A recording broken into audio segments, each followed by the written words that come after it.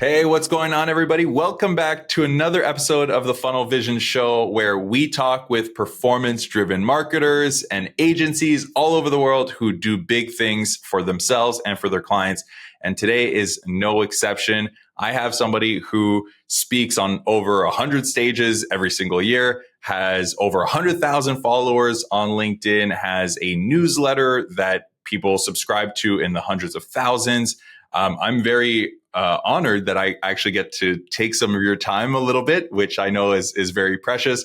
Andy Crestodina, thank you very much for being on the show.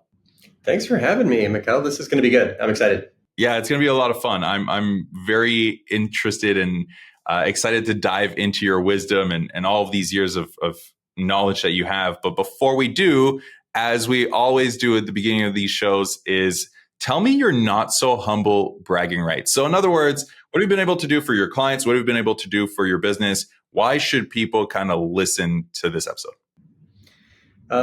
I'm the co-founder of an agency that has been around for 24 years. So seen a lot, in and out of recessions, grown every year. We are 55 people with 8 million in revenue. We built this business without any advertising whatsoever. It's a content marketing based inbound strategy. I have been publishing since 2007, so a little bit earlier than many to content marketing, and have built a content and lead gen machine that supports that entire team with zero outbound activity or paid marketing.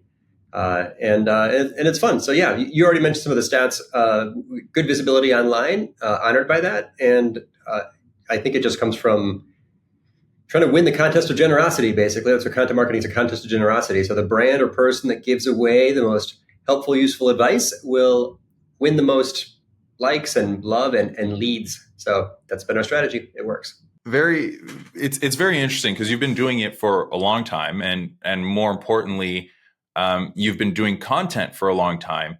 So walk me through, because I guess if the agency's been around for 24 years, it means you started around 2000.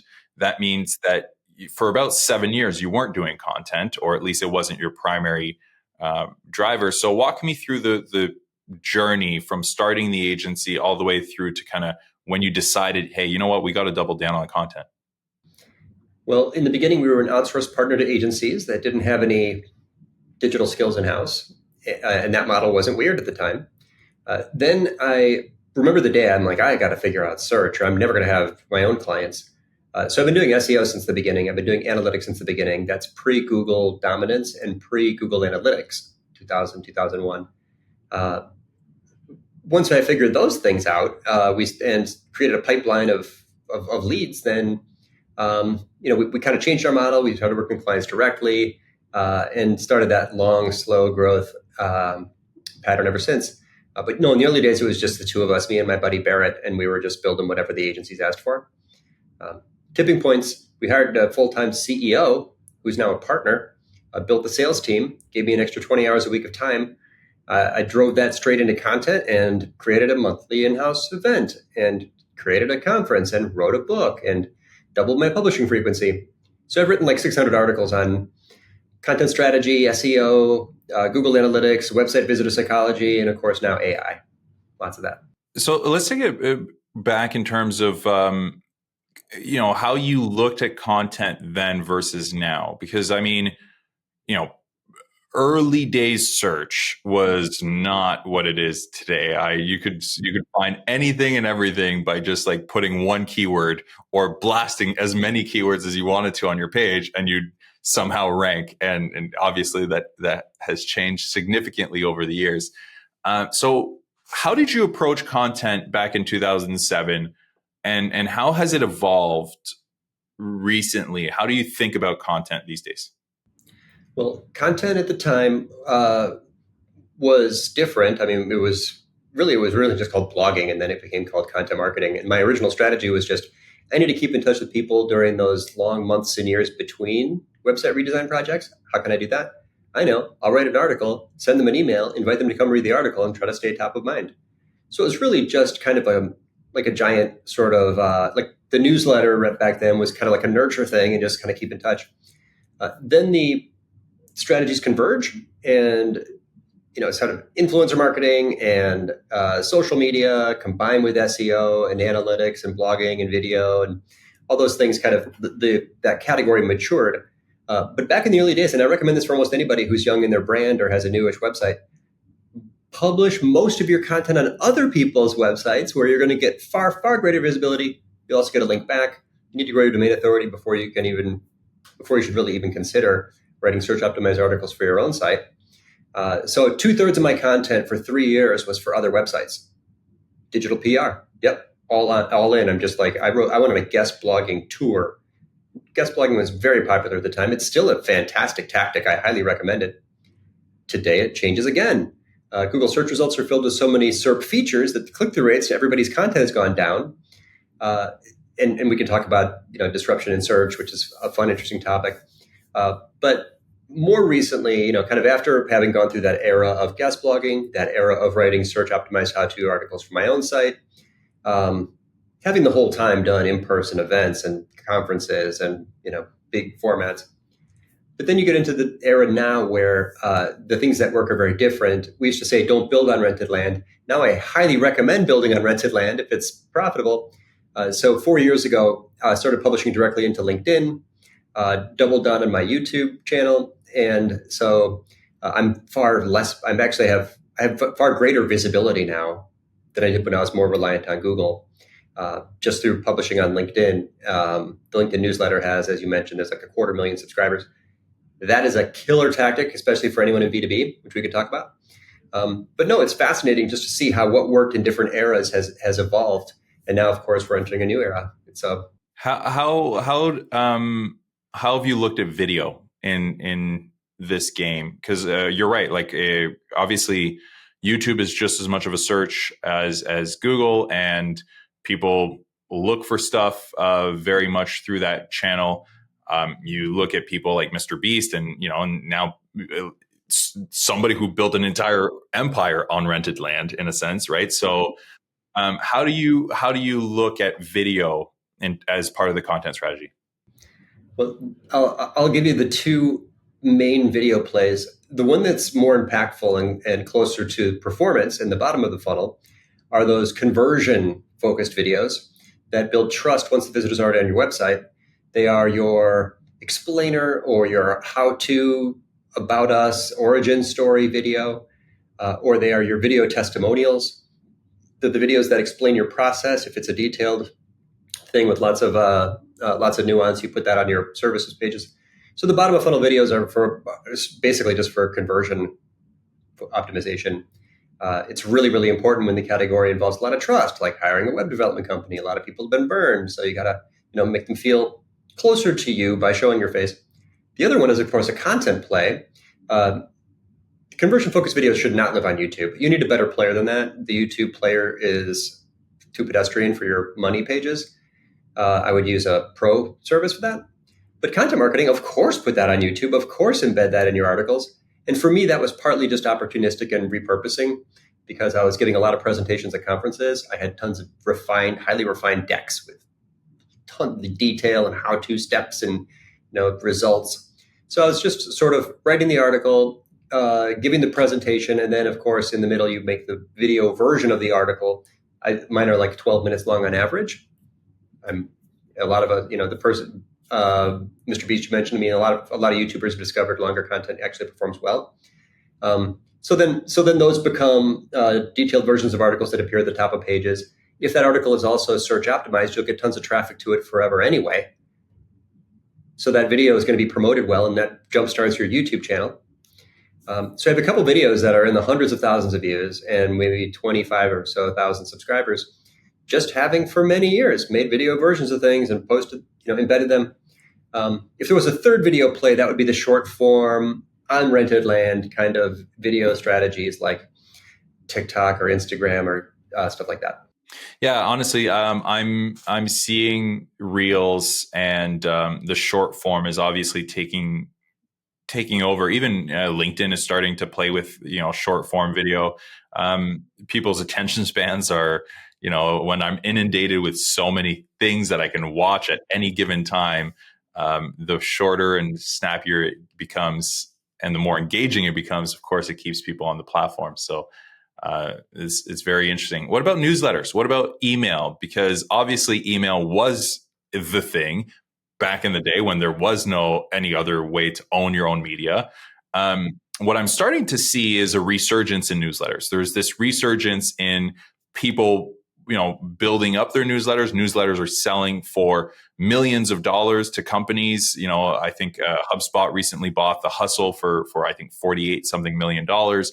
And how you've obviously built a really big newsletter on LinkedIn, and you've got your email newsletter. So how does the newsletter play into this, the email aspect?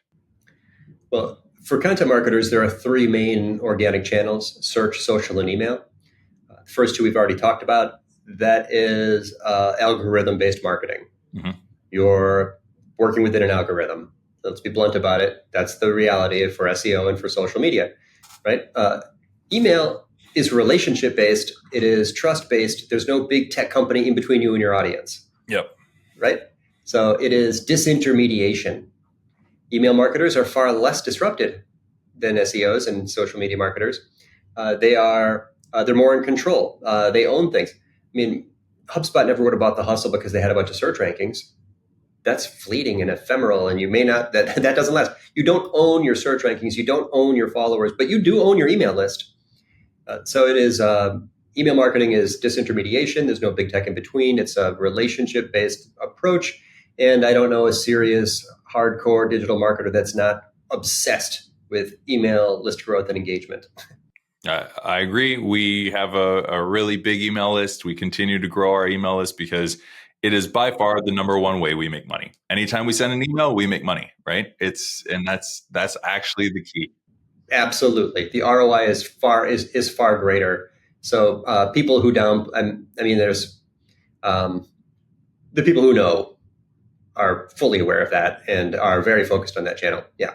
Yeah. And so now we're entering, like we said, a new era of content, right? So obviously everything is starting to move towards AI and AI driven. It's hilarious now how I take an article, I copy and paste in an AI detector, and it's like 96% written by AI, or, like you're starting to see this a lot. And more importantly, I don't know about you, but I've slowly moved towards asking ChatGPT all of my questions.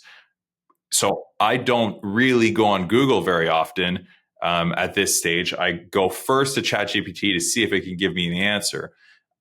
So I have a feeling, obviously, Google is going to move towards an AI search. And what does that mean for content marketers? What does that mean for people who have spent all this time writing all these articles to get them ranked, and you get all this traffic, to now I'm just going to get my answer like this, and I'm just going to roll with it? Yep. Well, the first part of what you said was basically like, what about this AI use case for creating content, and is it detectable? I think that's fascinating. I think there's probably three main use cases for AI as a content marketer. One is idea generation. Two is actually creating content drafts and outlines and briefs. And then the third is using AI to analyze your data and find insights. So I don't use AI for writing, but I use it every day to understand my audience better. I built a synthetic persona, a member of my audience I can talk to day or night. I can show up web pages. I audit things with AI all the time. Super powerful. Not exactly what you asked, but I want to point out that there's far, the goal of AI isn't to save 10 minutes, or an hour. The goal of AI is to help you get 10x performance by making your things way better. I mean, if AI gives you 3 ideas to improve the click-through rates on your calls to action on a landing page, why did you try to save time? You're looking for insights to get to create these insane outperformers. Anyway, the second thing you mentioned is actually a fascinating trend. What are users going to do? Are we going to stop using information retrieval because it's a disaster? It's messy. It's filled with ads and spam and visuals and crap you didn't want. Or are users going to slowly move over toward AI, where the answer is not retrieved but generated based on sort of the average of the internet? I am with you personally, but I try not to use, and I use it all the time, right? It's just a better way for me to get answers. but I'm a data set of one, so let's just look for evidence of this trend happening. There isn't any evidence of this trend happening yet. 3 days ago, an article came out showing that Google's search volume is actually up, even though perplexity is also increasing, but increasing faster. What is the implication for the marketer? You just asked, and it's the best question. What happens when user behavior changes? It means search is disrupted, but it doesn't mean that there isn't content discovery happening. Go up one level from SEO. You're talking really about content discovery. AI is a method. Google's a method. Great. So content discovery will always be there. Your audience will always have information needs. They will always use the internet in one way or the other to get their answer. AI will become a source of traffic to websites. It already is. You can go create a report in GA4 that shows you how much traffic you get from each AI. It's an exploration. I'm happy to share it if you like. It uses a fancy regex segment. But my point is just that there's still plenty of fun to have in being discovered by your audience, regardless of where they start their journey. But then we have to think as marketers, how do I get mentioned? How do I get my brand and content mentioned by the AI? For that, I'd recommend just having the biggest possible digital footprint you can, and talk out, give your elevator pitch and anything that's going to be transcribed, or say yes to every opportunity to collaborate, or write for other websites, or pitch a list post to a media site. Like, there's lots of little ways to get your data into AI's training data. Get your brand into AI's training data. That's your goal as a marketer. But in the end, yeah, it's going to be fun to watch. I think that many people will realize that AI is kind of a better way to use the internet than browser plus Google plus websites. It's lightweight, it's private, it's fast, it's noise free. It's just it's an excellent experience. It's like I said, I use ChatGPT on my phone in voice format more than I use it in text format when I'm looking for an answer to something. And what's interesting is it basically just opens up this Pandora's box of having a conversation with the internet, basically, right? That's what it feels like. It's like, let me just have a conversation, and then they'll give me an answer, and then it'll spark another thought. So I'll follow up with my other question. And it just opens up this kind of gateway that you can't really do in this unilateral, I'm just going to search something. I'm going to go down a rabbit hole of researching, going on this blog post and seeing this. And then, okay, what are the 9 best customer journey analytics tools out there? And okay, this one, obviously it was written by them, so they're going to put themselves up first. And the huge differences. And sometimes you want something for which there really isn't an article already written. Like, my daughter asked me, how to spell, she's got a stuffed animal named Victoria. She calls it Vicky. What's the most common spelling for Vicky? I don't know if I'm going to find a blog post that explains that. Where do I get that? AI listed them for me, right? No problem. Another use case. Yeah. My mom's she's pitching the city of Evanston to open a new park, a women's history park. It's an awesome idea. She's going to get this done. It's amazing. But AI can help, right? What are the elements that need to be included in a proposal that goes to a municipality to open a new park? Great. But look what happens next. Hey, ChatGPT, write for me a draft application. The next step in your audience's journey, if they're doing research to make something, or your journey as a content marketer, is something that search can never do, right? Google's not going to write you a draft of an application to a small municipality to get a new park approved. It can't do that. But then there's lots of cases where AI just won't make sense, right? I need to see a molecular diagram of isopropylene. AI can't make that. Or a map of Hogwarts. AI can't make it. It will try to make a drawing of a map of Hogwarts, but sometimes you need accuracy. You need to know where the data is coming from, and really a very specific thing. Or you're just lower in the funnel. If you have commercial intent, you're probably not going to go to AI to figure out, what's the best analytics tool to measure the performance of this. Even if you started there, you'd want to go to Google to look at case studies of Funalytics and of other sites. there's still lots of phrases for which there's visit website intent. Visitors will always still have visit website intent, which they, while they're doing research for options and making a decision about who to hire, as a partner. But Andy, isn't that just a matter of time, though? I mean, that drawing of the molecular of whatever, AI is going to be able to do it at some point. It will be able to get down to it will be able to go and read the Harry Potter book and create an accurate drawing of the map based on all of the information in the Harry Potter book faster and easier than any human could. I guess that maybe, yes, I think, a surefire way to be wrong is to say that something won't happen on the internet. I'm a guy who said people will never buy jeans on their phone, or people won't buy jeans through e-commerce, or people won't order this thing on their phone. They do. So I'm not going to say never. I'm just, I will be proven wrong if I say never. But I think that currently, and probably for years to come, if you want a specific visual, you don't go to AI. What about driving directions? AI is never that. It may be a combined model. Like the people will stitch together different models, an image model with a language model with another. So yeah, AI will become embedded in all of our tools, and we won't know the difference. Is this AI or is this retrieval or whatever? But probably for years to come, if you want a very specific thing, you're going to want to. You're going to go to search because you want to see, sometimes it's a visual or sometimes it's a video. And you want video instructions for installing a car seat in the back of your car for a baby. Is AI going to make you a video that shows how to install yours? I mean, I think that people will still use information retrieval and search for lots of use cases. I agree with you on that. I think, obviously the nice thing about these conversations with AI is that we're lucky enough to be at the very beginning of it, right? Like, my daughter is 8, my son is 4.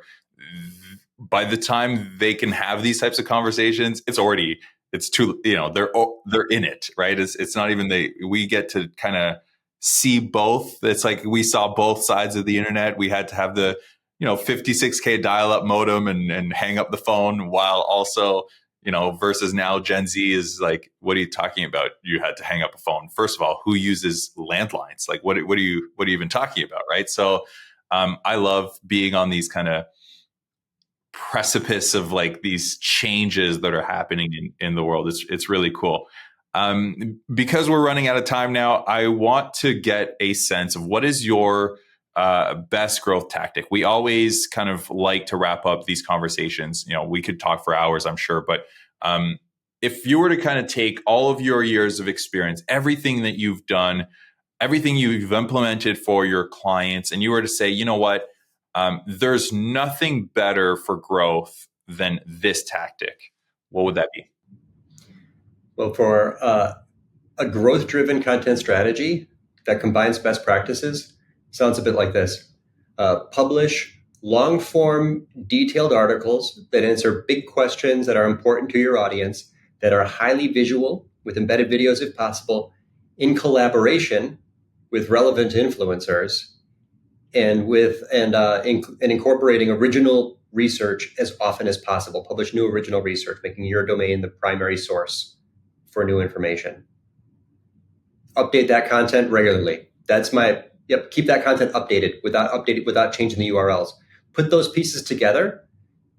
The visual research-driven influencer collaboration that you keep updated year after year crushes it.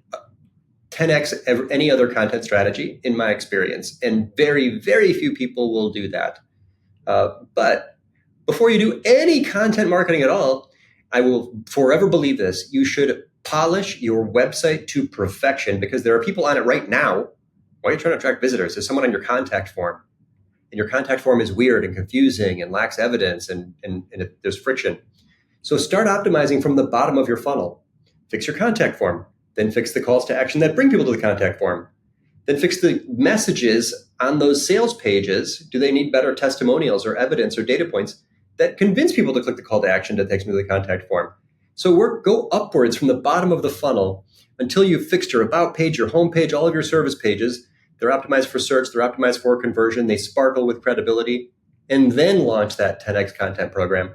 That's short answer. I mean, that's how we've done it. 8 million in revenue, never bought an ad. This validates a lot of, I'm glad you said this because we tell people this at Funnelix all the time, right? They map out their entire customer journey, their entire funnels. But most people think that you have to optimize from left to right or from top to bottom, meaning we start with the ads, we start with the traffic, then we go to the lead, then we go to the follow up, then we go to the sales page, then we go to the order form, and we optimize this way.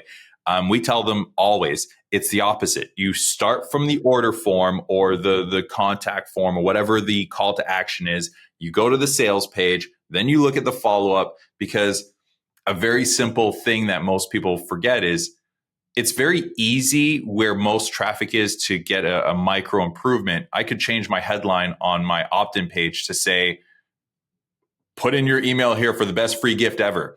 And you're probably going to get more people putting in their name and email. Does that mean that they're going to follow through and go to the sales page and buy your stuff and go? Of course not. You've just ruined all of your funnel metrics across the board. So just driving a whole bunch of content and traffic at the top of the funnel does not mean it's going to trickle through. You got to kind of work backwards. So I'm 100% with you.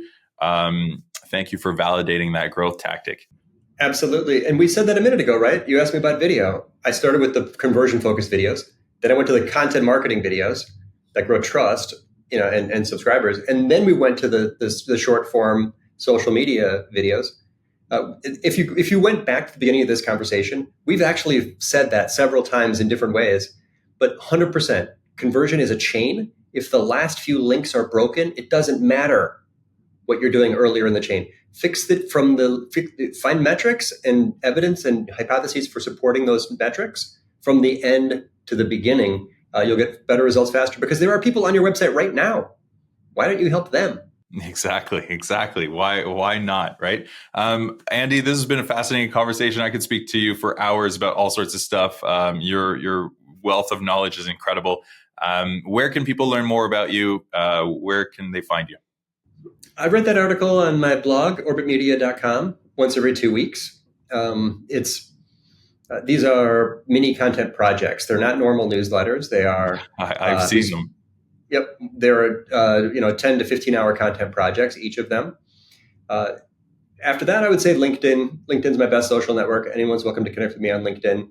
I'm very active there. And then we mentioned YouTube, of course, the YouTube channel. I mean, if you want to just sit back and see exactly how we do some of the most effective, sometimes almost technical tricks like GA4 stuff and AI stuff and SEO stuff, our LinkedIn channel is filled with that. Just search for Orbit Media Studios. Sounds good. Thank you so much. And I really appreciate your time. And thank you for sharing.